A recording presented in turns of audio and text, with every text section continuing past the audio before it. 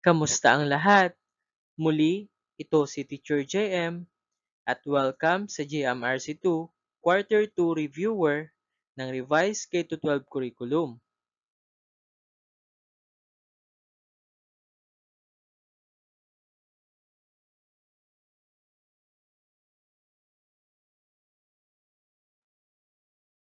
Paunawa, ang lahat ng nilalaman ng video na ito ay drill lamang upang makatulong sa mga mag-aaral sa kanilang pagsusulit. Maraming salamat po sa inyong pangunawa. Ating basahin ang panuto. Piliin ang titik ng tamang sagot.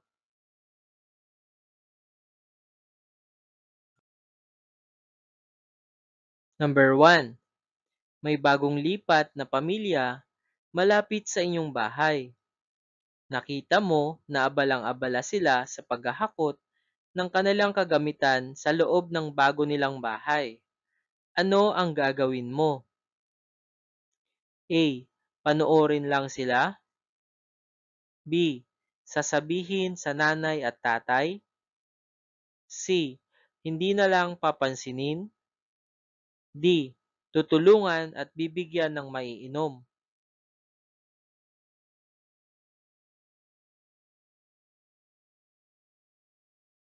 Number 2. Luma at kupas ang ginagamit na bag ng isa mong kapitbahay. Mayroon kang pinaglumaan na mas maayos pa kaysa dito. Ano ang dapat mong gawin? A. Ibibigay ito sa kanya. B. Itatago na lamang ito. C. Ipagbibili ito sa kanya. D. Ipapakita lamang ito sa kanya.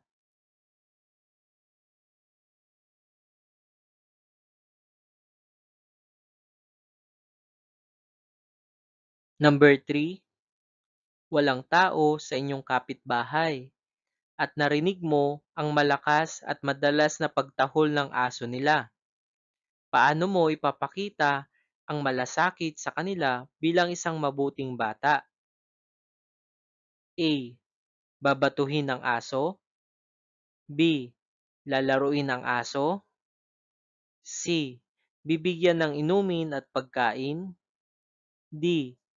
Papupuntahin ng ate at kuya.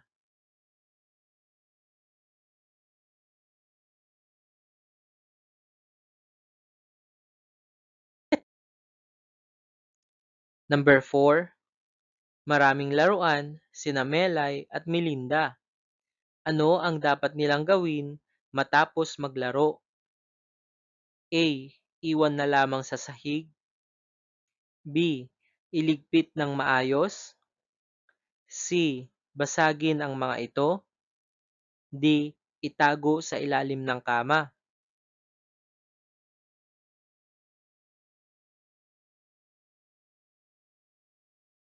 Number 5. Dumating ang kapatid na babae na iyong tatay mula sa probinsya upang magbakasyon sa inyo. Paano mo siya tatawagin ng may paggalang? A. Tiya.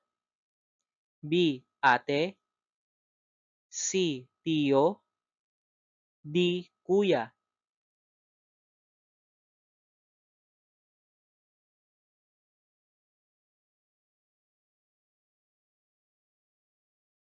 Six. Mayroon kang bagong kaklase buhat sa ibang lugar. Ano ang iyong gagawin upang siya ay maging kaibigan? A. Pagtatawanan siya. B. Hindi siya papansinin. C. Magpapakilala sa kanya. D. Tutuksuhin agad siya.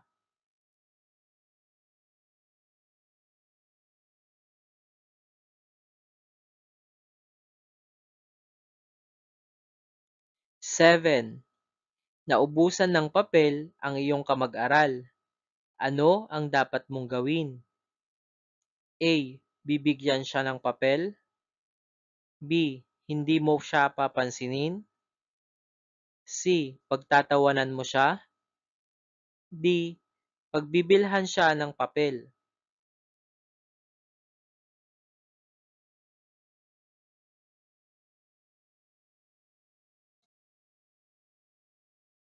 Number 8, napansin mong nakaupo lamang sa isang tabi ang iyong kaklase tuwing oras ng recess dahil wala siyang baon.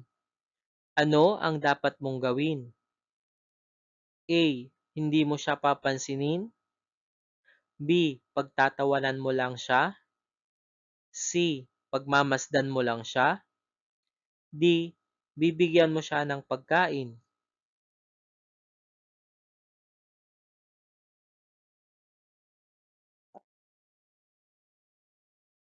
Number 9. Lumabas sandali ng silid ang iyong guro upang dumalo ng biglang meeting. Ano ang dapat na gawin ng mga batang naiwan sa loob ng silid-aralan? A. Magbasa ng tahimik. B. Maglaro at maghabulan. C. Magkwentuhan agad. D. Matulog na lamang.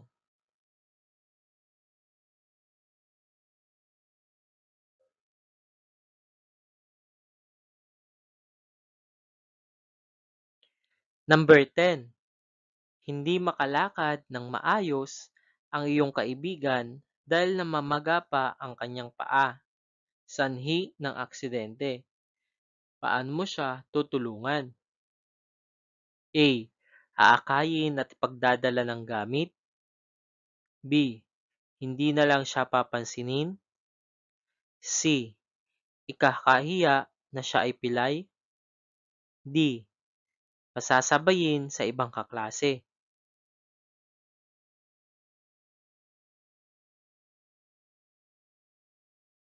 11. Si Ana ay laging nakangiti. Marami siyang kaibigan at kakilala sa loob at labas ng kanilang paaralan. Siya ay isang batang blank. A. Matalino. B. Maasahan. C. Palakaibigan. D. Matapat.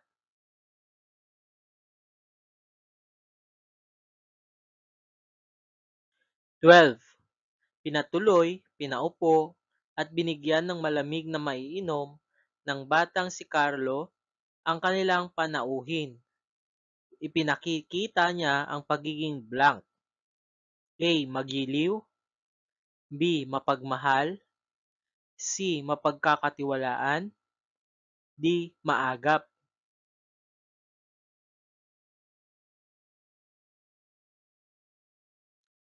13. Binibigyan na Marie ng pagkain ng mga pulube at inaakay niya ang mga batang may kapansanan na nakikita. Sinusunod niya ng kusang loob ang mga utos ng magulang at guro. Ang mga katangian ni Marie ay patunay na siya ay blank. A. Pagmamalaki. B. Pakikipagkapwa-tao. C. Masipag. D. Mahiyain.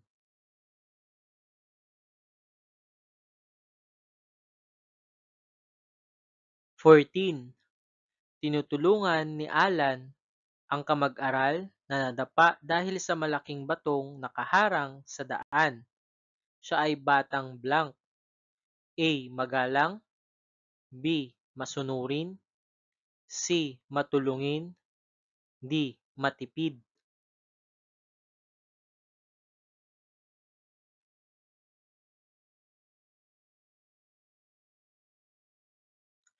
15. Inimbitahan ng guro si Ana na gumuhit sa pisara. Una ay nahihiya siya, ngunit sinubukan at nagtagumpay siya. Ano ang aral dito? A. Lumalakas ang tiwala kapag sinusubukan. B. Mas mabuting itago ang talento.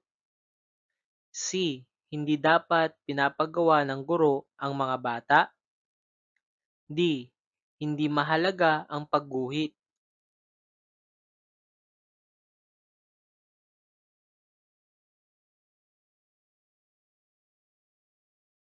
16. Bakit mahalaga na paunlarin ang ating talento? A. Para ipagyabang. B. Para makatulong at makapagbigay inspirasyon. C. Para makalimutan ng iba. D. Para mainggit ang iba.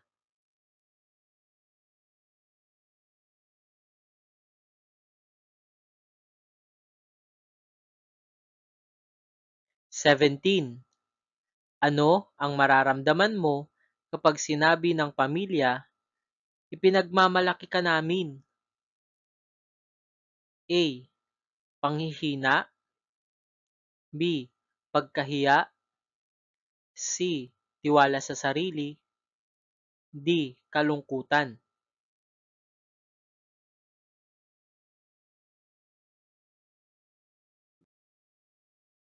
18. Ano ang ibig sabihin ng pagiging tapat? A. Nagsasabi ng totoo. B. Gumagawa ng biro. C. Nagtatago ng lihim. D. Hindi umaamin.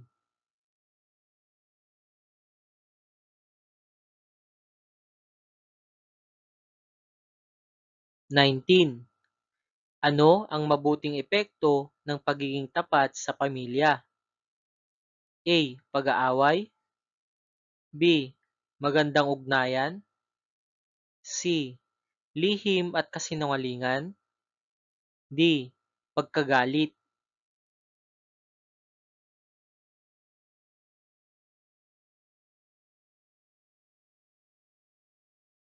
20.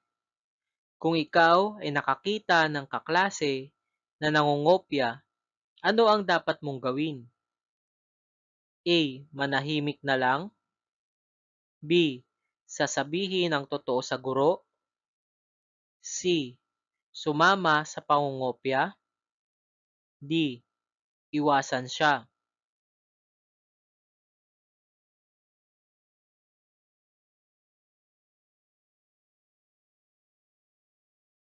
21. Ano ang wastong paraan ng pakikipag-usap sa nakakatanda? A. Pagsigaw. B. Pabalang. C. Paggamit ng po at opo. D. Pagtalikod.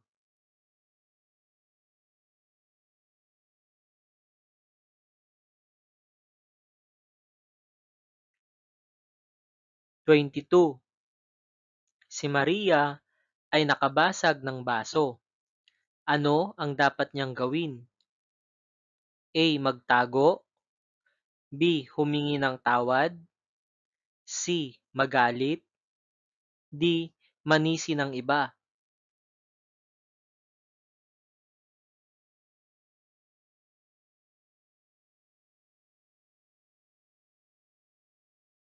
23.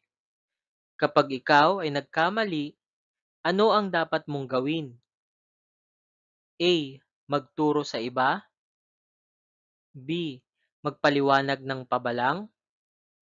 C. Humingi ng paumanhin. D. Tumakbo palayo.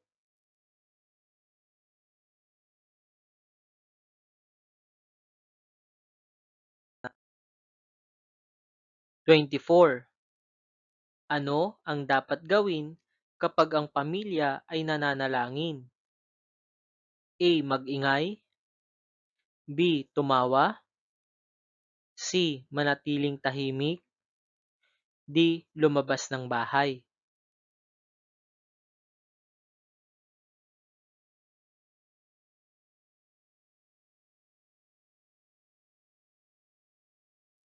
25. Ano ang tawag sa magandang ugali ng pagsunod sa magulang? A. Katapatan. B. Kasipagan. C. Masunurin. D. Magalang.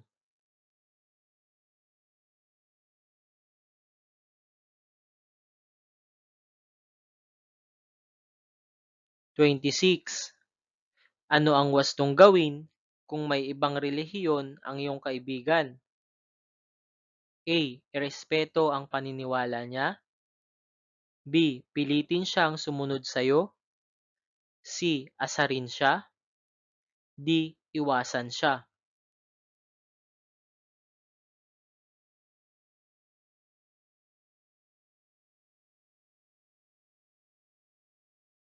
27. Ano ang pinapakitang pagpapahalaga kapag inililigpit ang mga laruan matapos maglaro? A. Katamaran. B. Pagkamaayos. C. Pagkakalat. D. Pagwawalang bahala.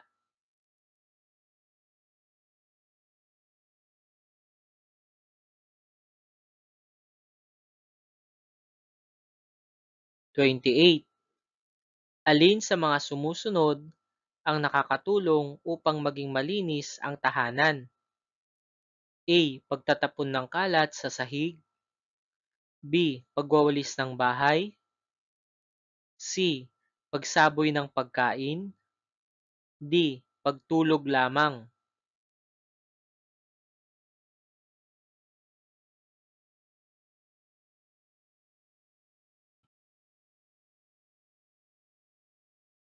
29. Alin sa mga ito ang hindi magandang gawi sa bahay? A. Paghuhugas ng pinggan. B. Pagtatapon ng basura sa sala.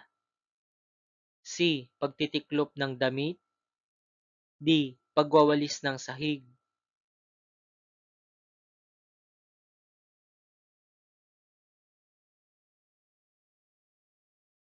30. Ano ang mangyayari kung hindi lilinisan ang bahay? A. Magiging ligtas. B. Magiging marumi at delikado. C. Magiging maganda. D. Magiging malusog.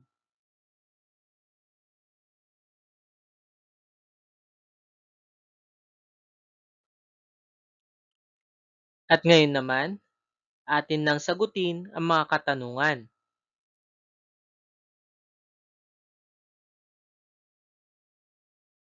Ang wastong sagot ay letrang D.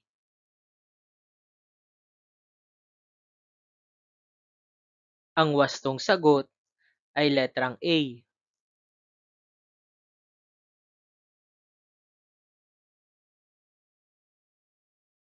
Ang wastong sagot ay letrang C.